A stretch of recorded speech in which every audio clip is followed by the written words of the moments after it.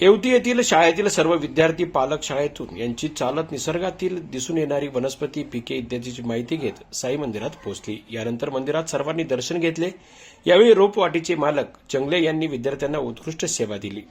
शिक्षकांच्या उपस्थितीत पालकांच्या हस्ते आरती करण्यात आली। यानंतर नवलभाऊ वानकडे दाम्पत्यांनी शिक्षकांचा पुष्पगुच्छ देऊन सत्कार आणि सन्मानही केला।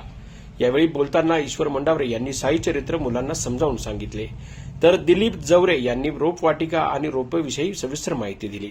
तर श्रीमती सरला साबळे, योगेश घाटे यांनी रोपवाटिकेतील सर्व रोपे आणि कलमा या विषयावर सविस्तर माहिती विद्यार्थ्यांना दिली। यानंतर विद्यार्थ्यांनी विविध गाणे आणि नृत्य सादर केली। प्रत्येक विद्यार्थी पालक यांनी आणलेल्या डब्याचे भोजन ग्रहण करत जंगली कुटुंबियांनी विद्यार्थ्यांना मसालेदार पदार्थ खाऊ घातले। यावेळी शिक्षक पालक यांनी भोजन केले।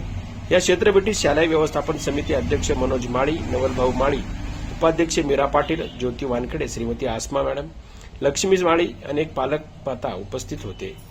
जनजागर मराठीसाठी सतीश बावस्कर, बोदवड।